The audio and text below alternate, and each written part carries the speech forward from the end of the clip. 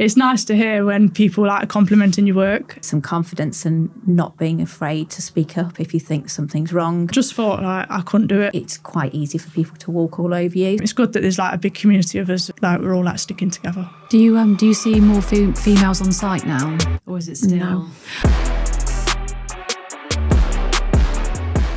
Welcome, ladies, to the Fisher podcast. I'm here with Sal and Rachel. Hello. Thank you so much for being on.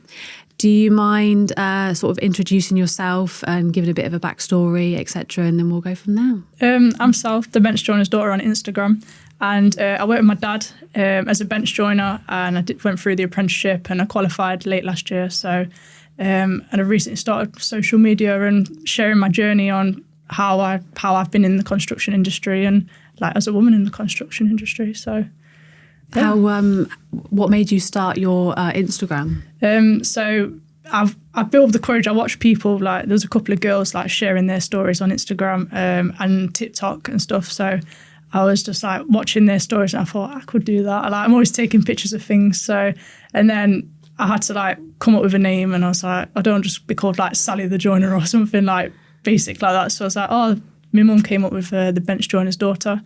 So I came up with that and yeah, it just went from there basically. And I just made an Instagram and then a TikTok and then I'm thinking about YouTube as well now. So like showing people how I do things and because a lot of people like to see like how I make things in the workshop as well. So that's sort of where it all started and came from really. Oh, amazing. But, yeah. Rachel?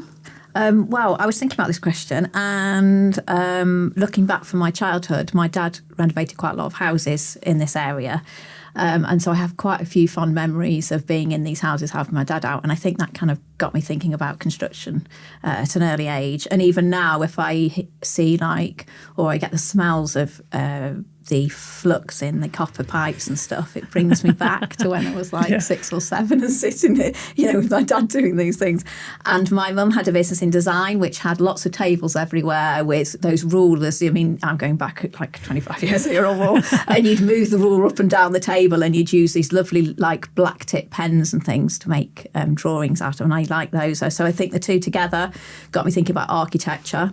And then when I was good at maths and physics at high school, that then took me into engineering, which is what I did my degree in. So I did architectural engineering at Loughborough Uni. And just before I went to uni, I also did a year out in industry at a metal framing company called Metsec, which I went around a number of different departments and kind of got a feel for construction and what I liked. And I really liked the site aspect of it as being out there and watching things grow and managing that. So that's really where that then started. And then when I came out from my degree, then went into those types of roles.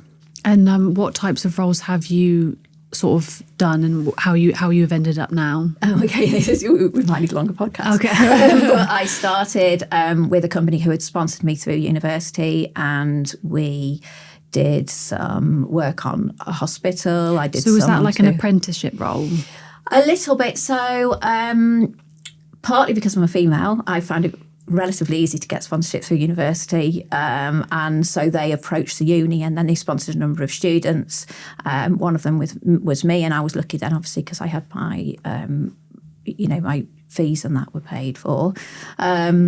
And then you knew you had a job at the end, which was really good as well. So I worked in Manchester for a little while on a university building. Like I said, I did a little bit of hospitals. There was a health and safety building that I did. And then I left there and went into house building at that stage because it really appealed to me. I had an email come through to say they were looking for people specifically who'd done the course that I was doing.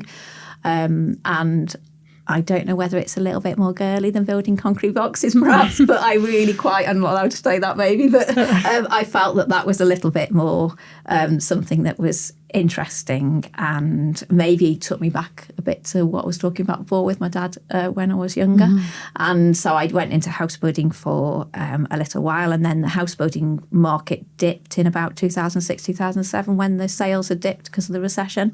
And then I went into maintenance in hospital, so I did maintaining a team of tradesmen which were maintaining the hospital. did that. Then we moved house because my husband got a job down south, hence the reason we moved down south. And I went to work for a housing association and did the similar thing, which was maintaining their properties. And then I got back into house building a little bit later on after I'd finished that, once the kind of market took off. And I was given an amazing opportunity, which we'll probably go into a little bit later, by one of the people who was in house building.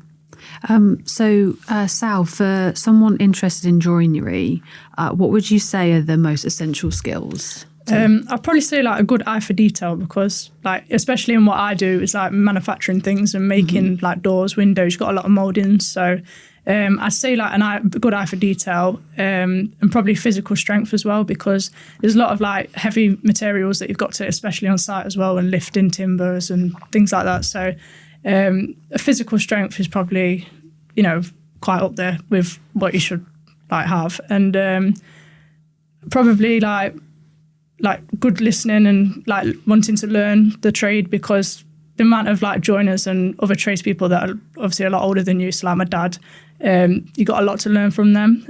So you got to like listen and take on board what they're saying, because you know every day's like a learning day and stuff. So just like make sure you're listening and wanting to learn and wanting to be there instead of just like wanting to come along. So did you do a college degree? Yeah, so I left school when I was 15, just before I was 16, when COVID pandemic hit. So I didn't have any GCSEs, so just had predicted grades.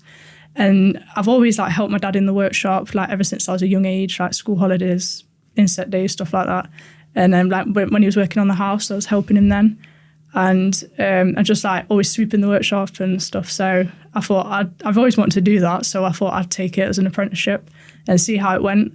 So I took the apprenticeship like the year later after COVID and everything. And then, yeah, I think I did 3 years, because it's supposed to be a 2-year course, but obviously because of COVID, it delayed things. But it was a 3-year course. And then I travelled to Leeds last year to do my practical exam, and then passed it. So I'm qualified, and I've got an MVQ as well. So oh wow! So did you go straight working for your dad? Yeah, so I went to college on a Monday, so once a week, and then the rest of the week I was just working with my dad in the workshop and on site and getting a bit of everything really. So have you finished your apprenticeship now? And then are you full time working for your dad? Yeah, so me and my dad, my cousin Simon, we all work together in the workshop, and then Mum's in the office. So so is it just the three of you? Yeah, it's all like a family business. But, yeah. Rachel, for someone interested in management, obviously in construction, what would you say are the most essential skills for your job? So I think I just echo what Sal was saying about that sort of thirst for knowledge, that you are going to be learning something new every day. You can't possibly know every bit of construction, whether, you know, you're building something in a workshop or whether you're on site. So I think you've got to be open to that and accept that you're not going to have all the answers. Yeah. And I think sometimes that can be a little bit difficult, because you're thinking, oh, you know, I'm the site manager and I should know this. But actually there's people on site who've been doing this all their lives of a particular part of a house build or whatever you're building. So it's the matter of accepting that and taking that on board and letting other people be able to talk and say, actually, this is a better way of doing it, and making sure, you know, that you're listening to that.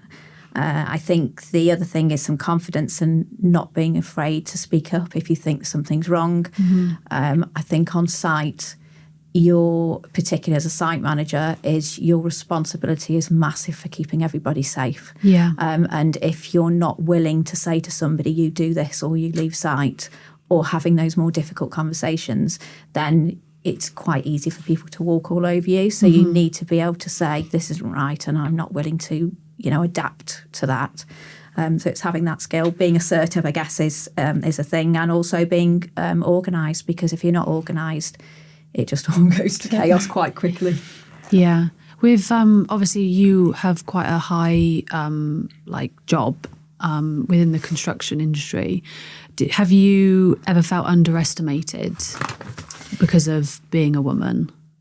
I think this is a difficult one to answer, because I think we all have a subconscious bias towards thinking that men are better as tradesmen or that are more knowledgeable in construction. And so I wouldn't want to say it's something that people are doing on purpose. I think there's a natural thing that I quite often get people who walk in the office. My assistant's a man, and they automatically ask the questions to the man until they know me. Wow. And it's a little bit like I was trying to explain this to someone, is if you go into a DIY store and you wanted to ask a technical question about something, your natural instinct, I think you could probably say for 80 or 90% of us, is to seek out a man in there to ask. And I don't think that's anybody being nasty. It's the same as if you were going into, I don't know, get your dress altered for a wedding. You'd go in, and if there was a man and a lady sitting at a desk, you might naturally take the dress to the lady and say, I need this adjusting. So I don't think it's something that people are doing consciously, and definitely when they know and they respect that I know as much as any bloke on site that they're going to ask the same question to, then I get full respect, and it's no different. So it's just that initial thing of proving yourself, isn't it? Yeah, it's like judging a book by its cover, basically, in the situation. And I think some people do it completely subconscious. You know, I really don't think, because I would very rarely have negative, where, you know, things happen where someone's doing it on purpose. And so I think it's pretty interesting if everybody thought about it. I think there'd be that subconscious bias. Have you ever had a moment where you were like slightly offended in this scenario? It's difficult to tell. And again, I was thinking, because of doing this podcast, I've been thinking about it, is whether I've got used to certain ways of dealing with it. So I naturally just, you know, move on and kind of say something to kind of change the conversation into the direction that I want it to be. And if somebody who wasn't experienced or used to that conversation, if they came into it, would they be able to notice it more than I would? But I don't think, it's very rare that I feel offended that they've picked up something because they think I'm a woman and they don't really understand that happens. So generally, day to day, I don't feel that. And have you ever had a scenario? There's, like what Rachel was saying, there's been quite a few times where we've had like a customer come into the unit and they've said like, they've just walked straight past me and gone straight to like my cousin or my dad, and they've like asked them the question. I'm just stood there like, hi, I'm here, and you know, and like there's been some cases where they've had like, Simon's not been working as long with my dad as I have, and obviously I went through the qualifications, so some things he does have to ask me. And for this one time, this guy came in and, you know, he went to Simon and asked him, and then Simon asked me, and instead of just like, I was there in front of him and just walked past. But other than that, everybody's just like, you know, supportive of it and like always like, oh, hi, and, you know, welcoming and like wanting to like fascinated with stuff and wanting to know how you do it and how you've been like coming into the trade and stuff. So it's been good, to be fair. Oh, I think it's, I mean, obviously we hope times are changing, but it is nice to know, well, obviously there are going to be moments, aren't there, that it's not, everyone is going to assume that the male is the person that they go to. It's nice to know that it is all changing. How do you feel about the perception of women in the construction industry? Like, do you still get frustrated? So sometimes, like, there was a customer I wanted a gate making, and it was the next job on the list. So I was like, finished my job, so that was my next job. My dad, it was when I was apprentice as well. And so when my dad said, you make the gate, I made it, and then he went to go and fit it. And the guy was like, oh, who made the gate? And like, because of the craftsmanship and that. And he was like, oh, my daughter Sally. He was like, he just wanted to refuse the gate. He didn't want, he wanted it remaking. And my dad basically turned around and just said, well, you know, there's nothing, because my dad checks everything before it goes. And he basically said, there's nothing wrong with the gate. I'm not going to like remake you a gate because you're not happy with my daughter making it. And it's just, that's the only real time that's like something like that's happened. But I think, you know, it can still get better, but it's getting better every day. Like the more and more women that come into the trade, it's making it more like, you know, enjoyable, and like the community that's coming together. Yeah, I mean the community over social media is incredible, especially with the women in construction, like with the accounts and things. Like everyone is so supportive. Yeah. Do you have that? On your so channel? There's since I started my Instagram and my TikTok, a lot of people, like I've had some girls come forward wanting to like join the trade, wanting advice, and which I thought was quite nice that they come to someone who's like been through the apprenticeship stage and stuff. Yeah. But like you're also in group chats with like loads of other female traders across like the UK. Oh, that's nice. And like they're organising like Christmas meetups, and like so everybody can all come together, and it's good to like showcase like how everybody's journey is and how they like come through the trade and like different experiences and stuff that they had. So it's good that there's like a big community of us and like we're all like sticking together. So when someone comes to you, what do you advise if they want to join? I'd just say, like, you know, if you want to do it, just go for it, because like just follow your dreams. Because when I was at school, I knew I wanted to do this sort of thing, but I was like, I lack in confidence a lot, so I didn't think like many people would like be accepting of it and stuff. But since I started, like from the day I started the apprenticeship, like even like my dad's friends who also work in the trades, like some of them take me out on site to show me things, and my dad takes me out, and there's all these different people, and even other trades like are willing to show me, and like, cause I'm fascinated with everything. Like we had a plasterer in the other week, and I was just stood there watching him, and he was like telling me how to do stuff, and plastering's lovely to watch. Yeah, though, it's so satisfying. But it's good that like people like can be accepting of it and stuff. So do you think they reach out because it's quite scary to start? Yeah, I think they realise, like, especially if you've been an apprentice, whether you're male or female, I think they realise how it can be scary and like daunting and stuff. So a lot of people I have spoken to are like, oh, I used to be an apprentice like back in the day, and like if you like learning something, they're like, here's something better to learn than sometimes what the college shows you, and easier to remember or stuff like that. So I think people like reached out, especially as I was like the only girl in my college class. I remember the college teachers did like reach out, and like if I needed extra help or something, they did offer that as well. So, which was good. Well, with obviously people reaching out, obviously that's like that's amazing. But are there any other positive changes that you've seen? Well, I mean, when like they're bringing out pink tools and things like that. Well, I'm like blue tools, because I'm everything blue, but a lot of girls like pink tools, and that's like making it more like encouraging and stuff. And they're also bringing out women's ranges in clothing, and I've recently just been involved with Regatta Workwear, and they've sent me out the women's range that's just brought out, and Scruffs Workwear and stuff like that. And they're like accepting like that you can't fit in male clothes. Because I remember when I started, I was like in a 30-waist trousers. That was like the smallest trousers. Like, it's not working for me. But they're bringing out like things that fit as well, so it can be more like comfortable when you work in, and which I think is good, like a good way forward and stuff. So. Have you like noticed any positive changes as well? Yeah, I think obviously I've been in the industry a little bit longer than you, so I've seen a shift with specifically what you're talking about, which is the PPE, where I couldn't get any shoes smaller than size 6 when I was, first started, and I'm a size 5, and bloke shoes are obviously much wider as well, so I had to wear 5 or 6 pairs of socks to kind of walk around site without my wellies falling off.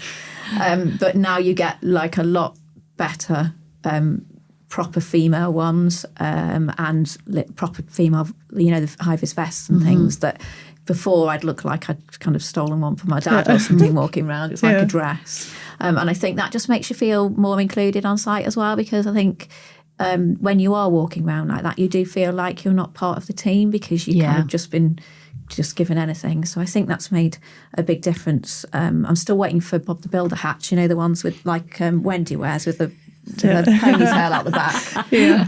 So I can still have my ponytail and wear a hard hat. I'm not sure that's possible. But the things like toilets on site that are specifically female, rather than just the broom cupboard that happens to be labelled as a female toilet in case anyone turns up. So it's a proper toilet with proper sanitary bins and those sort of things on site are absolutely the norm now, which they weren't before. And generally the better site environment, I think, is more appealing from a female perspective, because traditionally it was a very cold cabin with no heating and kind of all mud everywhere, and that isn't the case now. It's fully expected that, you know, it's clean and tidy and heated, and even some cabins now have air conditioning in the summer. So I think that is bringing not just more females, but also maybe other males who wouldn't have gone into it previously.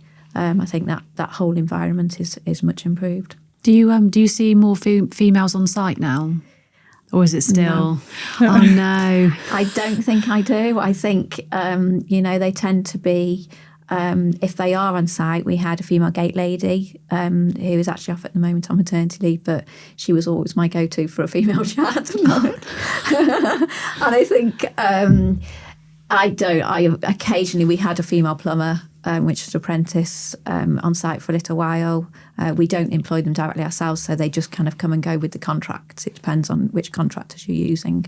But I don't think I see anymore. Probably if you look at like quantity surveying, planning, the engineering side, the drawing side, the office-based roles, definitely there's more coming in that way. But from a site perspective, I don't think I'm seeing that many more than I was 20 years ago, unfortunately. Oh, damn it. I know. We have to get this out then. Yeah, of course. Interested in it, yeah. Well, I suppose with the subcontractors, obviously, do they bring on apprenticeships and things like that? Yes, that's right, yeah. Yeah, so it's still, I mean, like for yourself, you were apprenticeship, but we'll get there.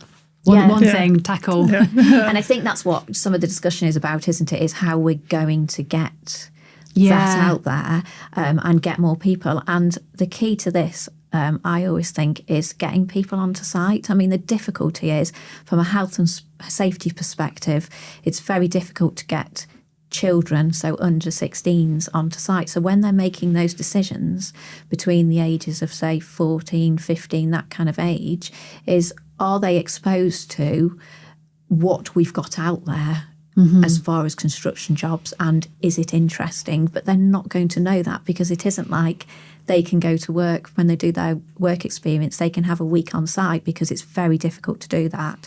I took my son when he was 16. He came and did some work experience in his lower sixth year with me, which is fine. But if we're trying to get apprenticeships, that tends to be at that GCSE level, like Sal's done, where, you know, once you've got your GCSEs, you look for apprenticeships. But I don't think that's in schools enough, that people are discussing those options in schools. And, you know, and like, I mean, my dad was a teacher, and he was talking about it, saying, if you're good at maths, you tend to talk about accountancy, or you talk about banking or finance. No one's saying, well, how about QSing? You know, which is the same thing.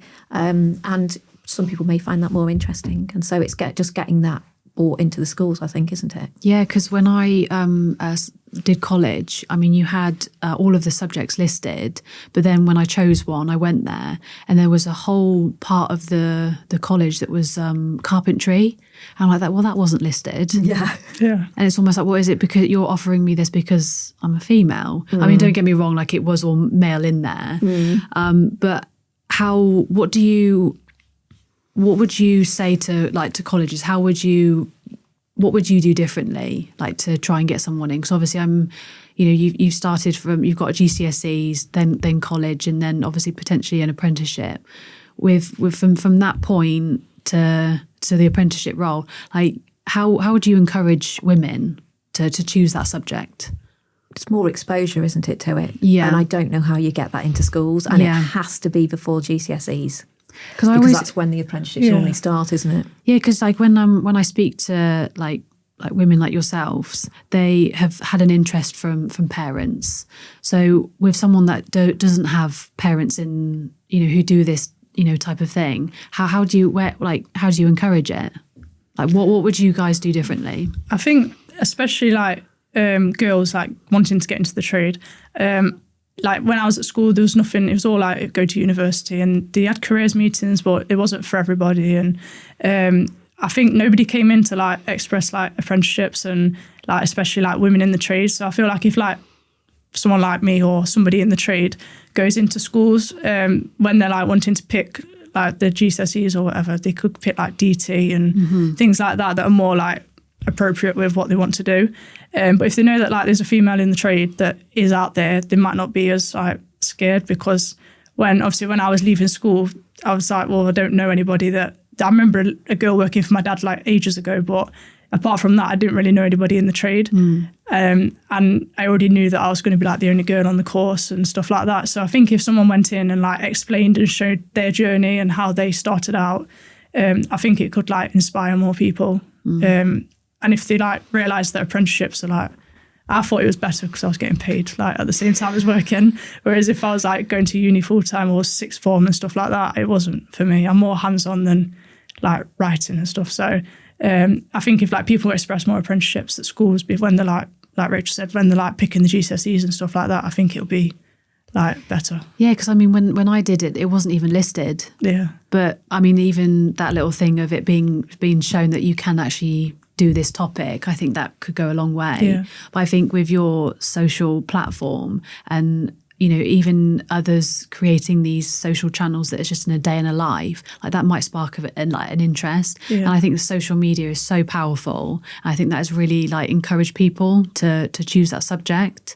Like how do you find social media and women in the industry? I'm not a massive social media person. So I only joined Facebook in a few years back when my son started high school, so I could be reminded by other parents when I had to have PE kits and stuff. So generally, I am on LinkedIn, and I keep an eye on things on there. But things like Instagram are a little bit like things that I don't fully understand. So would you like encourage like talks at a younger level to encourage people to do these types of topics? Yeah, I think from a younger person's point of view, obviously this is where they're getting most of their information from. So whilst at my age, obviously I'm not necessarily on Instagram and looking at that sort of thing, I think that is one of the biggest platforms, like you say, isn't it, for getting to the younger people. But I also do think that very much it's the schools. You look at the schools where they now do, I think, half a term or a term of what they call tech now. So they do like a term of food, a term of woodwork. And textiles as well. And so they hardly just about get into the enjoyment of working with wood, for instance, and it's gone. Yeah. And so when I was at school, we did a whole year of it. It was part of your timetable. Right. And I think that has now just been whittled so small. And then, like you say, when you're getting lists of, things you can do in the future, construction jobs and trades and all of that, your QSing, and that aren't even on those lists. Yeah. And there's this massive push for university. But I do think we're starting to see people looking elsewhere because of the cost of uni being so high. My son, who's due to finish his A-levels at the end of this year, is now saying, I don't want to go to university, Mum, because I don't want to come out with £50,000 worth of debt. Yeah. And he's looking at other options and potentially going and doing an apprenticeship in whatever he wants to do. And like Sal was saying, getting paid a little bit of money, even though it's not loads, not having to take out the debt, getting experience while you're doing it. Well, why isn't that all being promoted much more? But his school are still saying you need to do your personal statement. You need to think about whether you're going to university, and saying, I'm going to do an apprenticeship. And it's very much kind of shut down at that level. And there's not the support that there is if you wanted to go to university. Well, what do you think the future holds for women in the construction industry?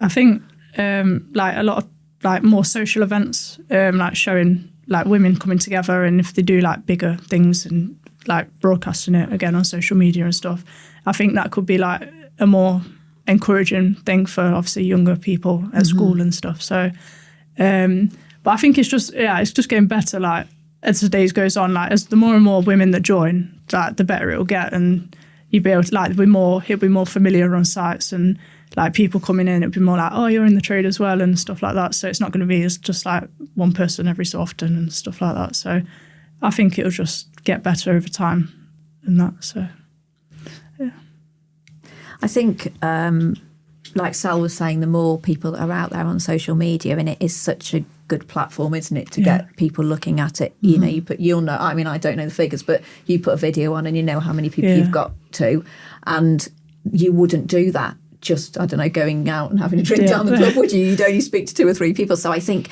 that's the future of it, isn't it? Is to get that knowledge out there, get people seeing that there is these jobs out there, and a lot of them are very well paid. You know, it's no longer the job that you go and do and you only just scrape and to get, you know, make ends meet. Some of these people, particularly tradesmen, if you're hardworking and you put the hours in, are making some really good salaries out of what they're doing. And I think that's right, because it's hard work.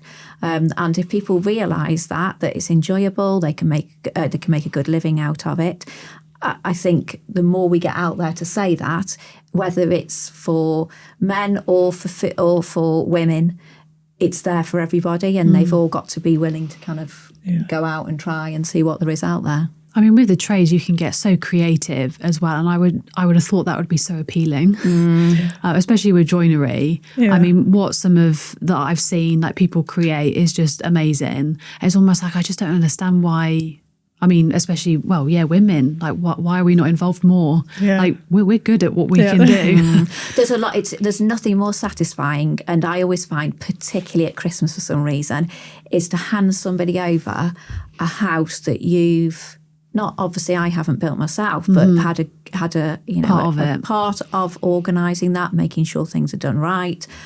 That somebody, and the look on their face and the excitement on the day you're handing over that house is amazing. Yeah. You know, it doesn't matter what you're being paid, particularly on that day. The feeling is much more important to know you've handed over a quality house that they're happy with. And when you walk past there the few days before Christmas and they've decorated it with, all the Christmas tree and things, and you think, I feel so proud that, you know, those people are in that house, and, you know, I can drive past that for years to come. And it's still standing. Yeah, hopefully. Anyway.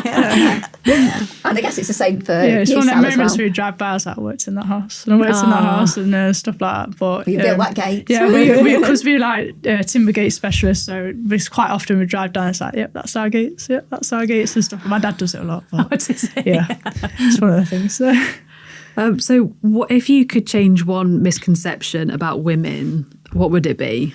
Probably that it's not a man's world. Yeah. Like it gets said a lot. Like, you know, it's not, my dad says it's a joke, you know, like it's a man's world and stuff, but he's only like joking. But like, you know, women can equally achieve things like that, and it's not like just a man's world. So it should be like brought in. So naturally it's like women in the trades. So I think that's just the same for me, which is what I was describing earlier, is that unconscious bias that exists. And it's, like I say, it's not a nastiness. Yeah. It's just there. And it's there for us when we go to roles that are traditionally females as well, that we don't naturally go to the male. And so it'd be nice to not have that kind of gender specific to it, wouldn't it? And just, you know, it's just there, and you're a person that's going to help out with that rather than gender. I mean, do you think it's just the case of we just need more women in the trades, or do you think it's a bit more than that? I think it's all, we need more women just to be seen to be doing it. Yeah. I think then, I wonder how exponential it would be. Do you know what I mean? Like if we had another 5 people on site, how quickly would that then become 25? Or, you know, when that female then speaks to their friends, who then speaks to someone else. I think it's that, isn't it? It's just getting that first ball rolling with it. Have you had any positive experiences with male mentors or colleagues? My dad's like my biggest role model, so I learn loads off him, still learning off him like every day. And then obviously I work with my cousin Simon as well, so I think working with family is like good and supportive, because you can have like a good laugh with them and stuff. But there's been lads that work with my dad as well in the past, like since I started, and obviously I've learned lots of them because they've been taught as well, and then they're passing their skills down.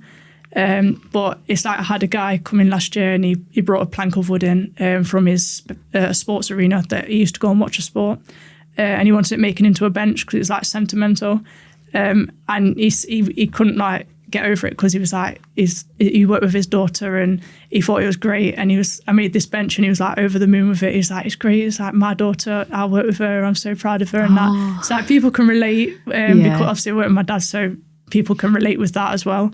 Which I think is good, but like majority of the people are just fascinated and like to see it, and you'd like you to talk about it and explain that stuff. So How were like the relationships that you had with when you did the when you were doing like the degree? Yeah. Like you obviously said that you were the only woman. How were your relationships with them? I'm going to be honest, I didn't really talk to anyone at college. I used to keep myself to myself because it was just like, there was only about 6 of us in the class. I did talk to them, but it weren't like, friendly, like best friends and stuff like that. So I just kept myself to myself really, but I didn't really, I saw, I think there was like a girl in another trade that I used to see walking around, but obviously there were different breaks and stuff, so you couldn't really talk to other people.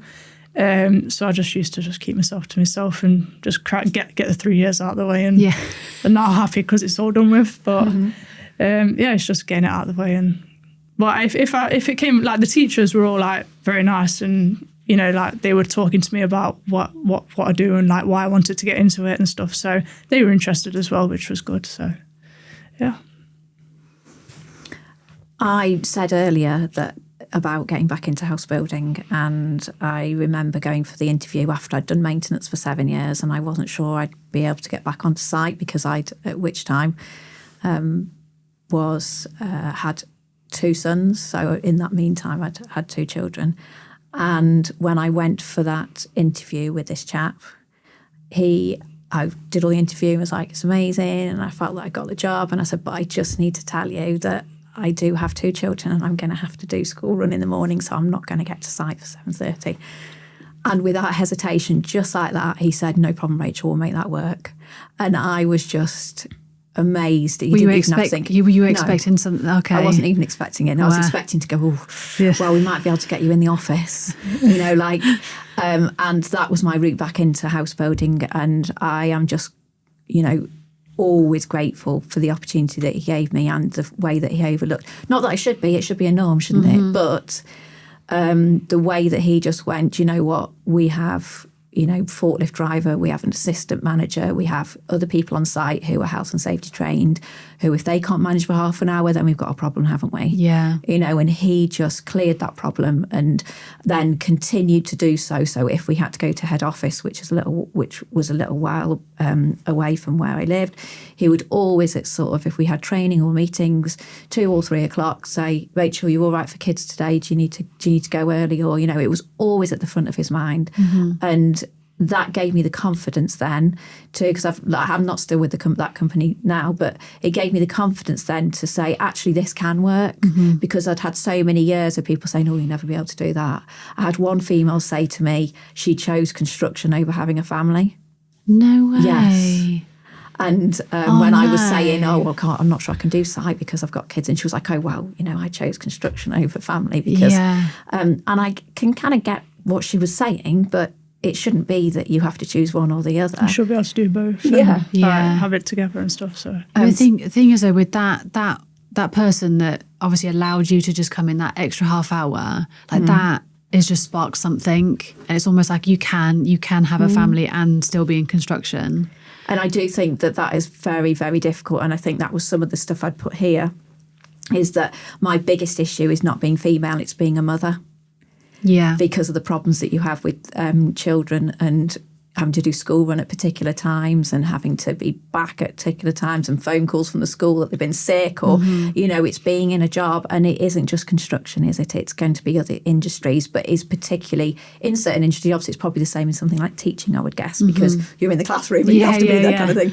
And it's the same on site, is that as a site manager or an assistant, you have particular training that means you have to be there. And if you're not there, the site can't be open. And so, there is this very difficult balance that you are expected to open up site at 7 or 7:30, and people are expecting you to be there, and there is a lot of negative comments and things that come from that. But it's only because the burden normally sits, or generally sits for the female. Obviously, I do know dads that do the same thing, and I think that it then is on more females than it is males, which is why it then becomes a female issue in that respect. But, a lot of the time I go, oh, well, I was there first thing and you weren't, so, I'm not coming back again today, sort of thing. And I think that this is where... Oh my God. Yeah. And this is what I was saying really, is that this chap that did that made me have the confidence to go, actually, no, if I'm half an hour late, I'm half an hour late. Yeah. But what I'm bringing to the site is far more important. And I've had other managers say that to me, that, what you bring to site and that extra that you're bringing is worth it for, the half hour or whatever later that you are in the morning. Because you're good at your job. Yes, and that's what matters, isn't it, at the end of the day? Definitely. It sounds like, so is this the company that you're working for at the moment? No, so this is a previous company that I was working with, but I've had very much the same. Our MD actually is a female. And so obviously she's very good, understands all that type of thing. But a lot of the negativity around is more, I would say, I don't know, sight in some respects, because the blokes want drawings at a particular time. We were here at 7:30, we can't start without you printing drawings. And I'm saying to them, and this is how you overcome this, is that you need to come and get your drawings the day before, before you leave in the evening, or I've left them on a desk for you with my assistant. And obviously my assistant's there and he can print things out as well. So it's just a matter of, to overcome that challenge, is to kind of be a bit more organised. But obviously people around you aren't used to that, are they? And so as you do get more females and having these situations, then that will become a general norm, won't it? But until that happens more and more, people aren't used to it. Do you find businesses understand the balance now of home life and as your job?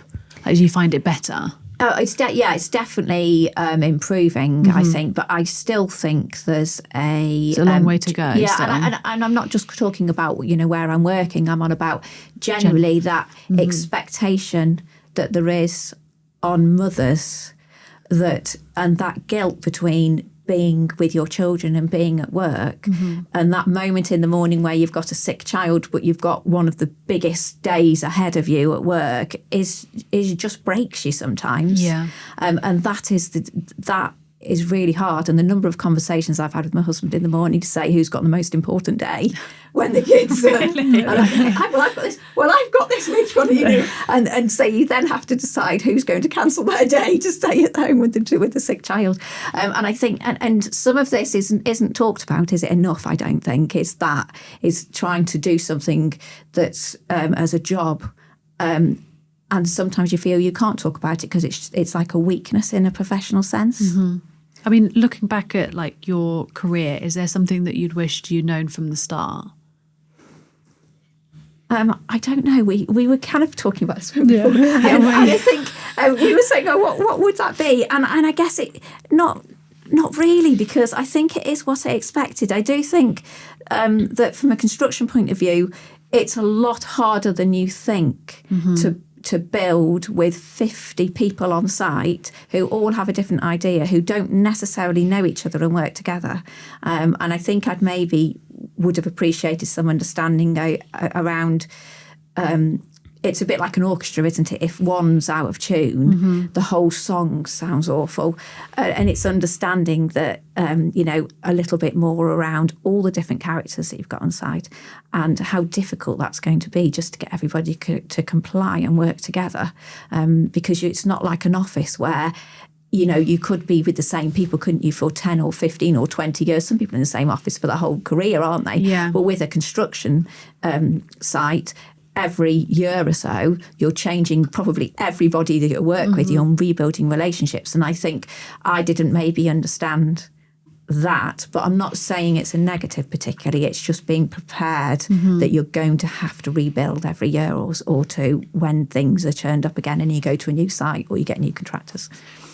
So, I mean, Sal, you've kind of just started out, but is there anything that you'd wish you'd known at the very start? I think if I'd have known what I've learned now, if I had the confidence, what the confidence I have now to do things, if I'd have known that when I started, then I think I'd have been more confident in coming into it, because I thought I wouldn't be able to. It got to a point where I didn't think I could go out and do jobs on my own and stuff. And then as I've started to do things on my own and get a van and go out, do it on site on my own and stuff, it's getting better. So I think if I'd have known I'd been able to do that, then I think I'd have come into the trade a bit more confident. So do you go out quite a lot on your own? It's not as much. We generally go out together. So we all go out and do a job together. But there's been a couple of times where Dad's been somewhere and then he said, you go to that place or you go and deliver those gates and that, where I've had to go on my own. And like once upon a time, I wouldn't have done that because it's out my comfort zone and stuff. But it's now I'm doing it. It's like becoming the norm and it's getting better, and the confidence is like building up. So to go out on your own, how come you didn't have the confidence? Was it because of being female? Or? Yeah, I just thought like I couldn't do it, and like it's like when the customer sits there and watches you, like a lot of people, because obviously you're female, they like to watch what you're doing, really? And that really puts me off. Like, you know, when someone's just like sat watching you and like everything starts going wrong and you drop something and it's like everything, you just go red. And I just prefer, like, I like it when the customer's like, oh, I'll leave you to it. It's like, yeah, just go on. Leave me be. Yeah, but that was the main thing. And a lot of times if it was like if there was other lads on site, I used to feel like I didn't want to go. So we just completed a site and we was putting joists in, and there was a couple of lads working there. And to start with, I was like walking on my dad like behind him. I was like, and he was like saying who this, like introducing me. But then it got to the point where I was like, you're all right, like they're saying morning to you and stuff. And it's things like that. Like to start with, it's not so bad, and it's like bad, and then it gets better. So do you get like positive feedback from the people that you go on to start on your own? Yeah, a lot of people, like when I fitted a gate, they're like, oh, good work, did you make it? And like they want to know the things like that. And I'm like, yeah, they're like great craftsmanship and stuff. And yeah, it's nice to hear when people like are complimenting your work. And then when you look back on where you started, it's like an achievement of like how well you've done and stuff. Is there anything that like you really want to do, like build? I'd love to build a media wall. Oh, really? In somebody's house. Like that's a bit out of what we do because mainly it's the workshop and then we fit. So it's like doors, windows, staircases. But I keep seeing people with all these fancy media walls and people on Instagram doing it who follow me, and I'm like, I want to do one of those. So maybe one day. I keep asking my mum if she wants one in her house, but she doesn't want one. Maybe one day. Yeah, maybe one day. Yeah, I want to get my own place. So what's one piece of advice you'd give to women who are interested in joining the trades, or like obviously like joinery, or you know, becoming a site manager? I think we kind of touched base on it earlier, but what would the advice be? I would say to go out there, see what there is, have a look at construction. There's so many different roles out there that you probably don't even know exist.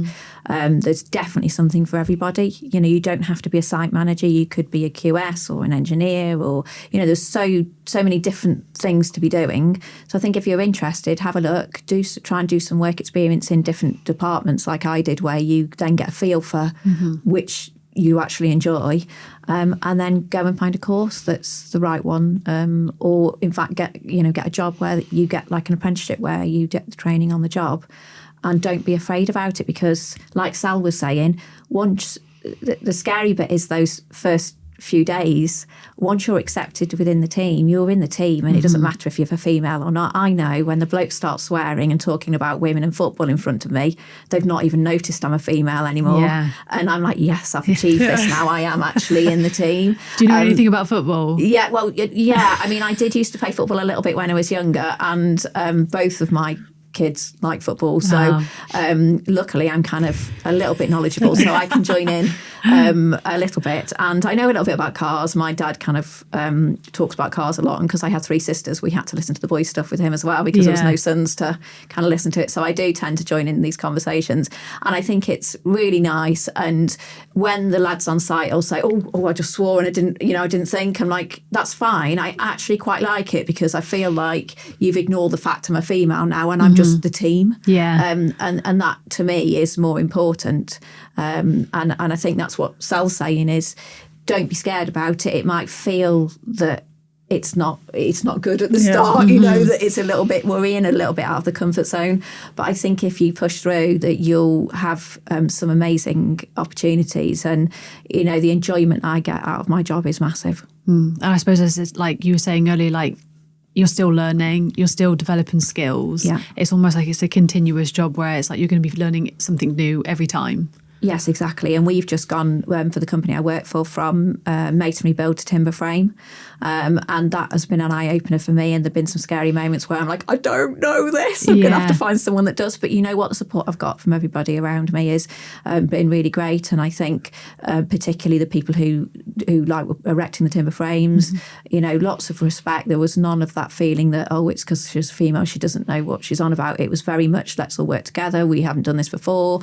And that was interesting. And again, you know, I don't know how many other industries where you will get that, where something gets churned up so much again, and you get so much more, you know, out of it because you're learning something new all the time rather than doing the same thing day in, day out. And if you're that kind of person that likes things to be changing and you don't want to have the same old every day, because some people like that, don't they? They want that. Yeah. And other people want to go out there and, you know, that lust, like I say, for knowledge and learning. If you like that, then that's what the construction industry is. It's constantly changing and new things coming about. No, I 100% agree. 100% agree with that. I'd just say go for it. You know, you want to, if that's your dream career, if that's what you want to do, just go for it. Don't let anyone stop you like wanting to do that. You know, it's just, if people comment, just ignore them. If you want to achieve something, just you achieve it. You know, just carry on doing what you're doing and ignore them. I think with your social channel as well, I think